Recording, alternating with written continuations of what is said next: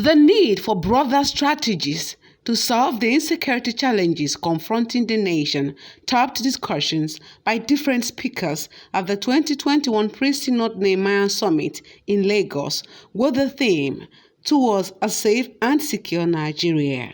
Each of our speakers will bring us vital message of hope, restoration, strategic plan of social transformation for our nation. Let us give our ears and hearts to their messages, and at the end be ready to put all hands on deck with fervent hope to turn the ship of Nigeria's state away from the Bermuda Triangle of dissolution, disintegration, and destruction.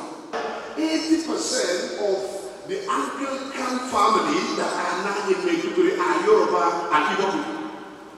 But then you begin to think, why should they not come this way? We've already made up our mind. It's not time to run. It's a time for us to face the problem. And Boko Haram is not meant for Northeast. It's meant for the entire country. And there is something you need to know. You are only hearing about foot soldiers of the Boko Haram, but they have about 4 groups. You have sympathizers. And if you talk about sympathizers, they are here in 36 states, including anywhere the sympathizers are here. Their sponsors are everywhere. And it's something just to start somewhere and to end up somewhere. So you people, we should open our eyes.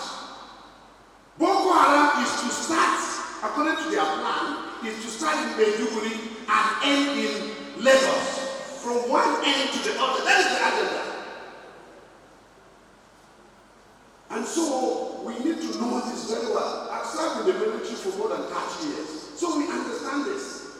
Even the military themselves that are fighting this battle are asking questions. Why are we not succeeding? Because of interference, because of interest, because of politics. And so it is very, very important that I hear. So please, what I want to plead is that we are not leaving Maiduguri. You just have to encourage us. Any way you can encourage us, we will continue. We need both kinetic, which is military action, and non-kinetic. For those who are beyond redemption, and some of these bandits are beyond redemption, we must go after them and take them out. That's one. However, the problem cannot be solved by simply taking them out violently, using the measures that they are adopting themselves. We need broader strategy, and that's why I talked about tackling youth unemployment. That's why I talked about stemming the tide of drug proliferation, small arms proliferation, and then fundamentally reordering our national constitution to respond to local dynamics. And what do I mean by that? You heard me talk about multi-level policing, ensuring that the local citizens are also responsible in part for their own security. The Pre-Synod Summit, organized by Diocese of Lagos Anglican Communion, which coincided with the Workers' Day celebration, May Day, also provided an opportunity for speakers to admonish Nigerian workers. It's Nigerians speaking out, workers speaking out, demanding, asking, shouting that something should be done, that something will be done. It's not by accident. The politicians are not just going to wake up one morning and say, oh yes, okay, we really ought to do this. They don't, that model of politics doesn't work in Nigeria. First of all, I will say for everyone that has the privilege to work, give thanks to God. That's number one.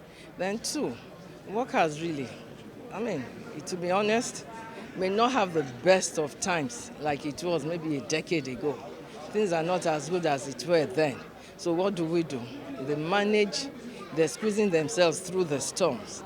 And because for some of them, though they work, they're not getting the best they need in terms of economic independence. And insecurity is there staring at everybody. So it's just a complex situation. And it is interdependent on each other. I will say that. But for Nigerian workers, we'll say we congratulate them today. And everybody should be security conscious because it's the business of everybody.